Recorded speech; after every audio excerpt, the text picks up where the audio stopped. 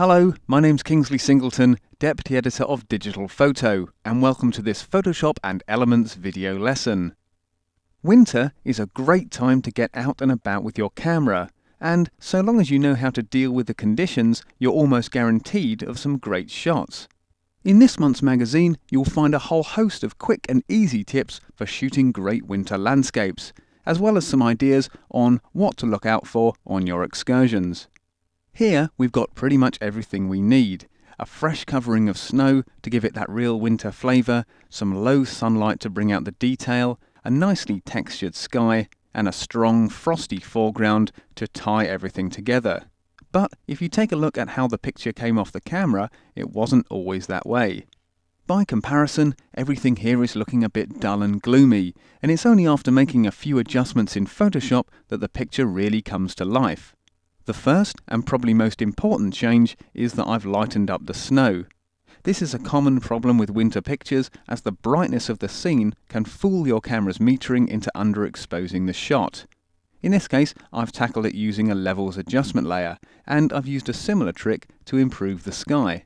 I've also cropped and straightened the image slightly, enlarged the foreground a touch just to make it a bit more dominant, brought out some extra detail using the shadow highlight palette, and finally, I've cloned out a few telegraph poles that were running along the horizon just to give the shot a bit more of a clean look. All of these separate adjustments are things that you can use to improve your own winter shots. But right now, let's concentrate on our start image, that's barn.jpg, so load that up from the CD and you can follow along with me and see how it all comes together. Okay, so the first thing that I'm going to do is, as I said, just sort of resize and straighten up the picture a little bit, because at the moment our barn is sort of leaning back ever so slightly and there's perhaps a little bit too much space around the edges. So first let's just press Ctrl and minus on the keyboard just to zoom out slightly, get a little bit of this grey around the edge of our picture, and then I'm going to come up to Select and down to All. What that does is, it makes a selection of the entire canvas, and there you can see the marching ants running all the way around the edges of the picture.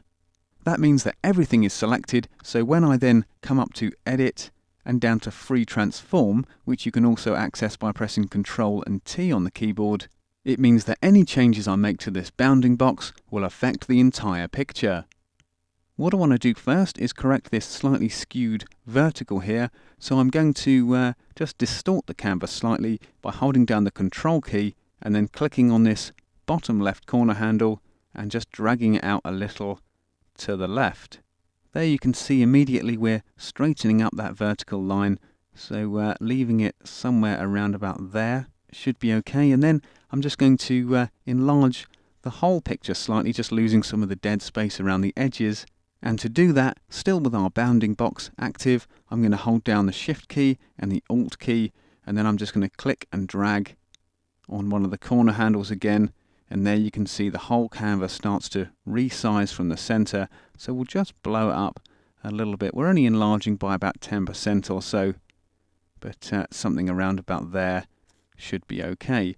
We can also click inside the bounding box just to reposition and sort of recompose the image ever so slightly, and you can also use the cursor keys on your keyboard if you want to make finer adjustments, just sort of tapping them to move the picture around until you're happy with the positioning of all the elements within it.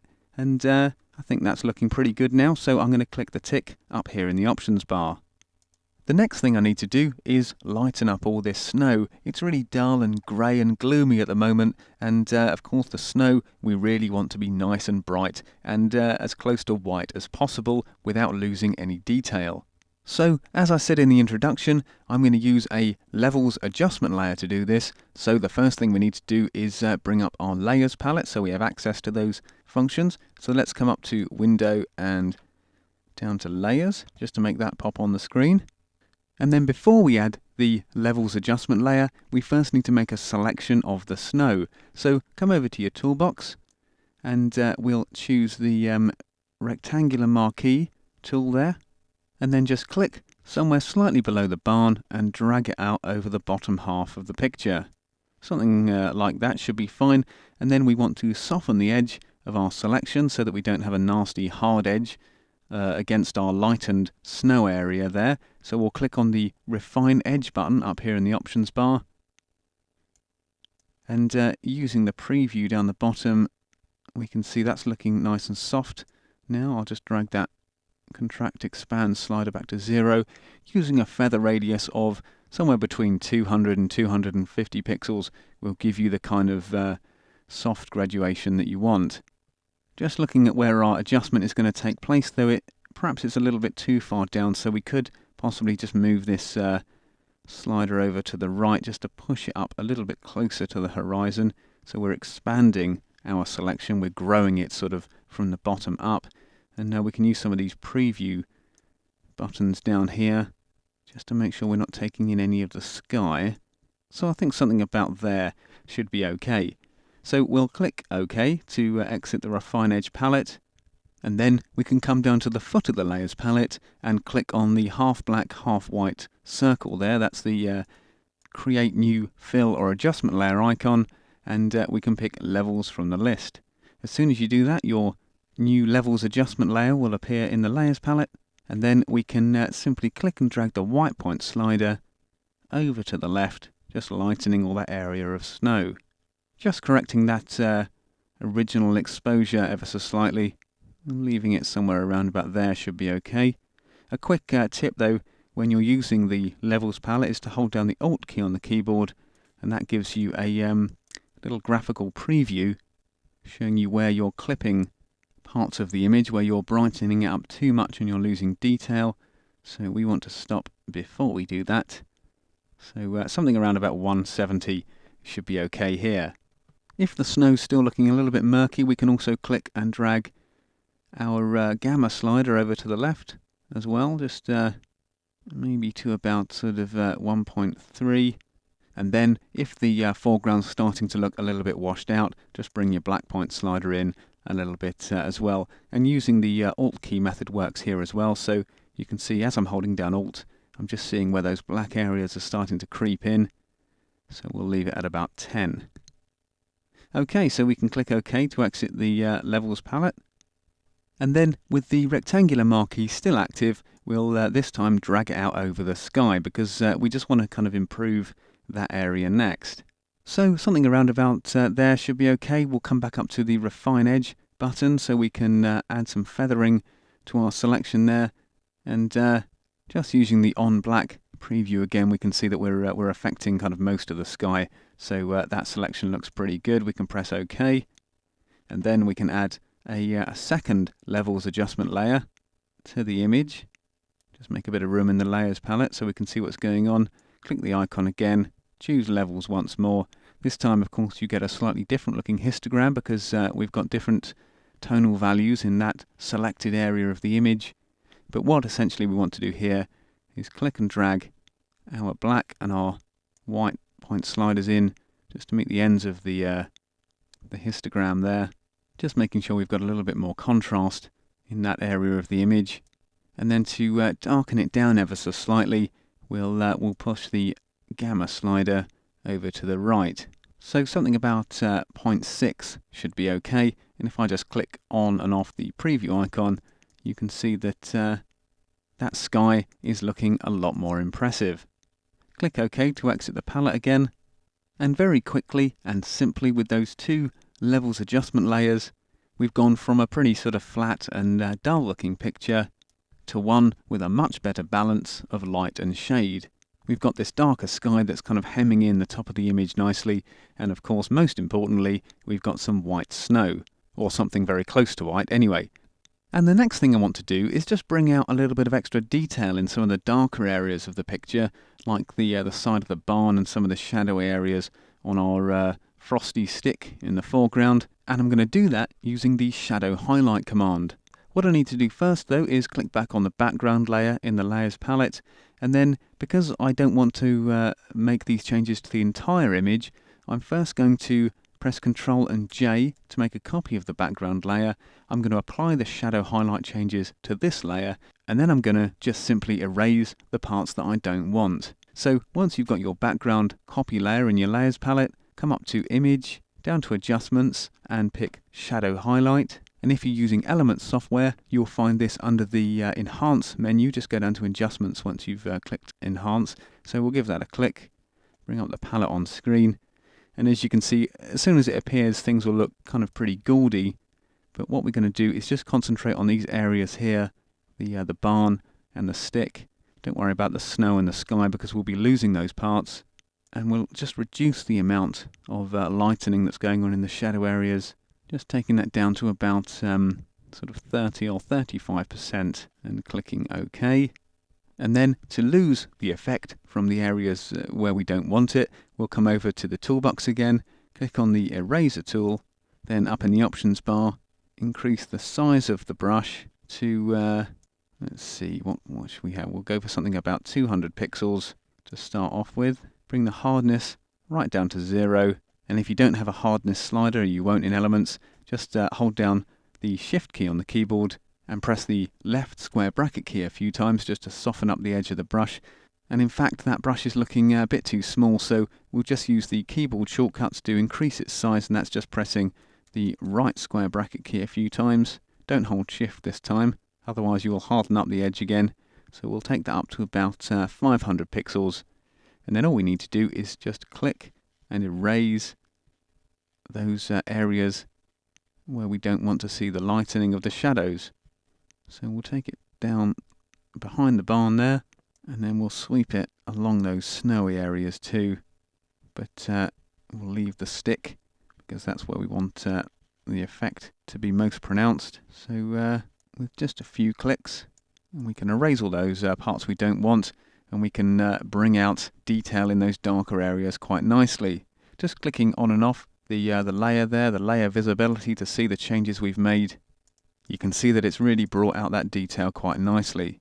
What I'm going to do is just reduce that brush size slightly and kind of take it in a little bit closer to the stick there in the foreground, because we've got a bit of a fringe sort of running around it, and we don't want that. But with a few clicks we should be done. And yeah, that's starting to look really good. It's really brought those areas of the image out quite nicely, just showing off the textures within them. And that's particularly important on our stick in the foreground, just to bring out all that nice kind of frosty surface that it has. And we're getting some more detail inside the barn as well. Okay, so when you're happy with those lightened areas, we'll press Ctrl and E on the keyboard, and that's going to collapse our background copy into our original background layer, just merging the two. And what I want to do next is just enlarge the foreground ever so slightly, just making it a bit more dominant and allowing us to enjoy those frosty details in all their glory. So it's back over to the toolbox, give the rectangular marquee tool a click again, and then I'm just going to click and drag out a selection over that whole foreground again. No need to feather it this time, but we will first want to copy that area to a new layer just like we did before. So it's back down to the keyboard, hold down the Control key and press J, and that once again just copies those selected pixels. And then, just as we did when we were resizing and straightening the picture in the first step, I'm going to press Ctrl and T on the keyboard to enter free transform mode. That brings up that bounding box again around all of those pixels on the layer, on layer 1 there. And then, just as we did before, hold down the Alt key and the Shift key, and we can drag out those corner handles again, just enlarging the foreground interest. Only about 10% again, we don't want to go too mad with it. But that's looking kind of a lot more punchy. We'll just drag it in ever so slightly as well. And then when you're happy with that enlarging and any repositioning, click the tick. Now, of course, because we didn't soften the edge of our selection, we've got a nasty hard edge running along somewhere around about here. It's kind of difficult to see in the snow, but we do need to take steps to remove it. So what I'm going to do is come back over to the eraser tool. This time I'm going to harden up that edge a little bit, so hold down the Shift key again, and this time press the right square bracket key, and you'll see in that brush preview it's got a hard edge now. Take it all the way up to the maximum, and then just knock it back one step, just to give the eraser about sort of 90% hardness, and then we'll zoom in on that area, so we can find that hard line. There it is, sitting just below the barn, and what I'm going to do is just drop that brush size slightly and then simply sort of erase it back into the rest of the snow. And one of the great things about working with these snowy textures is they make enlarging foregrounds and doing this really easily. It's quite a random texture, a bit like sort of working with sand or pebbles, so it makes kind of blending the two areas really easy. So we're nearly over to the other side now. Just finish off erasing that hard edge, and almost sort of as if by magic, we've removed it, and coming back out to a full view, we've got our nice large foreground, and there's really no indication that we transformed and blew up that layer.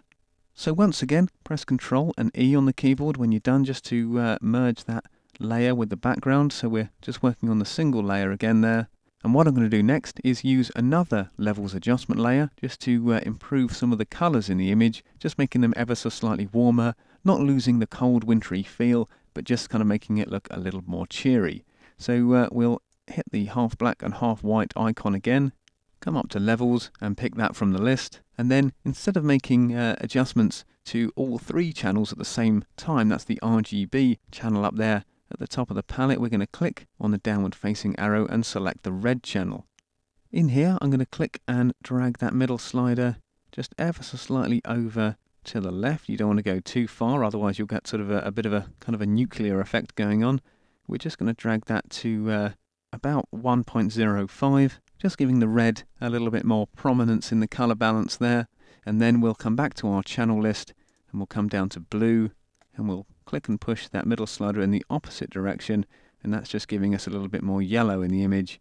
And before I exit the palette, if I just click on and off that preview button, you can see we go from a very cool looking image to something that's just a little bit more cheery. We haven't lost the wintry feel, we've just made a little bit more of those kind of warmer brown colours and a bit of that sunlight that's starting to pick out the detail on the front of the barn.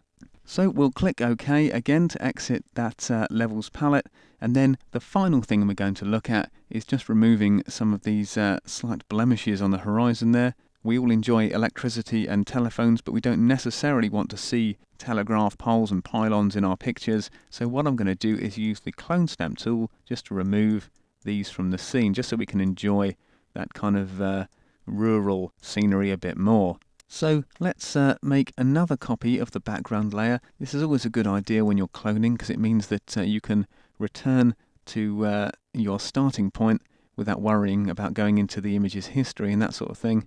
And then we'll come back over to the toolbox and we'll pick out the clone stamp tool there. And before we start using it, let's take a look up in the options bar. We'll keep its size set at about 30. We'll knock its hardness down to 0, and the shortcuts for changing hardness on the clone stamp tool are just the same as they are with the eraser tool. So if you're using elements, you can hit shift and use that left square bracket key. We'll take that opacity up to 100%, and then just zooming in a little bit further, it's a very simple case of just holding down the Alt key on the keyboard and clicking to sample a nice sort of clean area of the sky to start off with, and then we just paint over those areas that we don't want. Get rid of those very faint wires as well. Just kind of working along the horizon till we get to the next pole. And when we get up to the edge of the barn, it's a good idea just to sort of select the very edge of it and then click and paint away, so you're copying a bit of the barn and a bit of the sky at the same time. And we can continue to get rid of those distractions. And then a little further down, where the textures get a bit more sort of random, you can just kind of click a little bit quicker just to lose those parts that you don't want. So we'll use the sort of top of the hedgerow here, just copy that along, then we'll use a bit more of that sort of misty bit, and then we come up to the top of the tree line there, and we can just borrow a little bit of tree from further along, paint that in. It's looking pretty good. There's that side dealt with. Just holding down the spacebar on the keyboard to shortcut to the hand tool, so we can scroll around. We've got a few more wires on this side, so as I did before, we'll just use the edge of the barn, cloning right up from the very edge of it, so we don't sort of make it all fuzzy and soft as we replace those parts of the sky. And in a few short clicks, we've removed those distractions from the horizon really nicely. So coming out to a full view, that's our snowy winter landscape completed. And just going back to our original starting point, you can see that we've gone from a picture that was not too bad to start with really. It had plenty going for it, but in a few short minutes we've turned it into something much more dramatic. We've lightened up the snow there in the foreground, making that look just as you want it, just as you like to see the snow.